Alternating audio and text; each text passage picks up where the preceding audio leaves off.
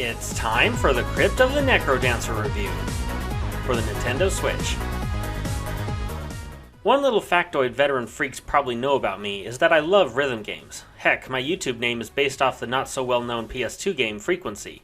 But another factoid most of you probably don't know is that I love roguelike games as well, with the first one I ever played being Castle of the Winds for Windows 3.1.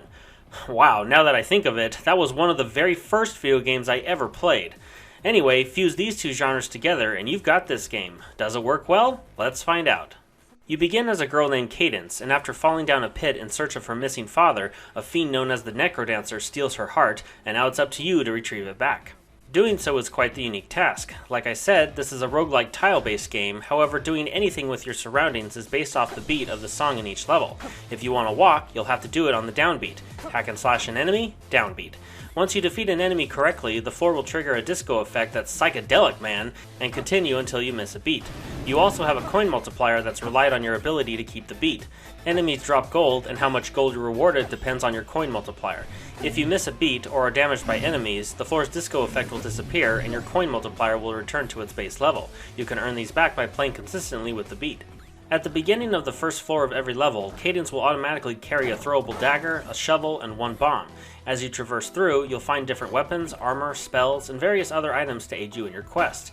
There's even a merchant on every floor of every level with a random assortment of items you can purchase. By default, you're only able to carry one item per category, except for spells where you can carry two at a time. When you pick up a new weapon, for instance, your current one will drop on the floor. You can always pick it back up if you decide the new one doesn't play as well for your style. However, once you find and go down the stairs to the next floor, you won't be able to return to the previous floor to pick up any items you may have left. You can't just wander forever on a floor, as you must find the stairs before the song ends. If you don't, you'll automatically drop down through a trap floor. I'm not sure what the chances are, but sometimes if you drop down, you'll end up in a room filled with enemies waiting to attack, so it's best to find the stairs and not risk an ambush.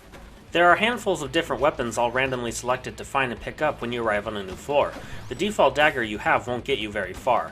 Many weapons will do damage to enemies at one tile adjacent to you, but my recommendation is to find and keep a weapon that will do damage from at least 2 tiles away. Why? Because the majority of enemies can only damage you if they're right next to you. In my opinion, 2 of the best weapons in the game are the bow and crossbow. There are some great melee weapons, don't get me wrong, but at least for me, I have a higher rate of survival if I have a distance weapon. Many times you'll find upgraded weapons such as titanium, where it attacks with double base damage, obsidian, where your coin multiplier determines the weapon's attack power, or even blood weapons, where they only attack with base power, but after defeating a certain amount of enemies, you'll receive some health back. There are different trait-giving armors and items scattered throughout, so there's so many possibilities of mixing and matching, and gives you different ways to play. In addition to gold, you'll find diamonds hidden throughout. You can spend these at merchants in the game's lobby. Items bought by diamonds are then released into the randomizer of the game. Some purchases are permanent upgrades, such as increasing the max hearts you begin with, or increasing the max coin multiplier you can obtain. One shop I highly appreciate is this one right here. For a few diamonds, you can purchase a selection of randomized weapons, armors, and items to begin your next playthrough with them. There are other NPCs which offer training in certain scenarios. With the Switch version, I highly recommend you play with the Joy-Con. I play with the Pro Controller for every game I have on Switch that allows it, except I found the Joy-Con to be a much wiser choice for this game. The directions of the D-pad on the Pro Controller are connected to each other and can mess you up in the direction you want to move in. The D-buttons on the Joy-Con, however, aren't connected to one another and makes it much easier to input the correct direction. For what it's trying to be, graphically it looks great. Vibrant colors of the enemies and objects, and the disco effect on the floor really adds to the groove. The music is awesome.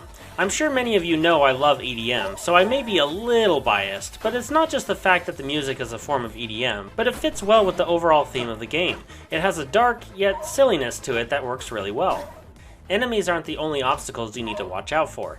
Elemental tiles can negatively affect you like fire and ice, and traps are scattered throughout.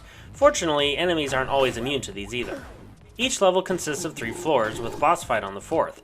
The boss fights are challenging and creative. You really need to focus if you want to win, because if you die here, you have to start the whole level all over again. Half of the game's challenge comes from fighting enemies, yes, but the other half is in the mechanic of staying on the beat. Every floor of every level becomes more difficult just due to the increase of tempo of the song. Level 4, Floor 3 will really test your skills. I hated the boss fight of Level 4, not because it's impossibly difficult, but because I knew if I died here, getting back here would be a huge pain. There's a co-op mode where you and a friend can battle together. It's actually more fun than I thought it would be. The only downside is that if the second player purchases items in this shop before you begin a playthrough, the items are automatically assigned to player 1, and the only way to give them to player 2 is to find other items within the same category so you can drop them. Other than that, it's still really fun, and I find the overall difficulty doesn't drop that much. You'll still have to work together to defeat evil! There's quite a few characters you can unlock and play as, each with their own unique playstyle. Like with Eli, he can't attack directly, but has infinite bombs you can use and toss around.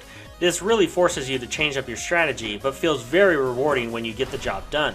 Or like with the Bard, you don't have to move with the beat whatsoever, and enemies only move when you do. This makes the game much easier, but so satisfying when you can just plow your way through. There are many different game modes to try out with any character, so finding one to suit your playstyle shouldn't be a problem. I thought it was cool how they even put a dedicated speedrun mode in. The Switch version comes with all the DLC readily available. There's a new level with new enemies, items, and music. There's also new characters with their own unique playstyle. The DLC adds a lot of new content for more groovy fun. Crypt of the NecroDancer is a fantastic rhythm roguelike hybrid. Anyone who enjoys either one of these genres should have a great time. I wish there were more floors per level, and more levels in general.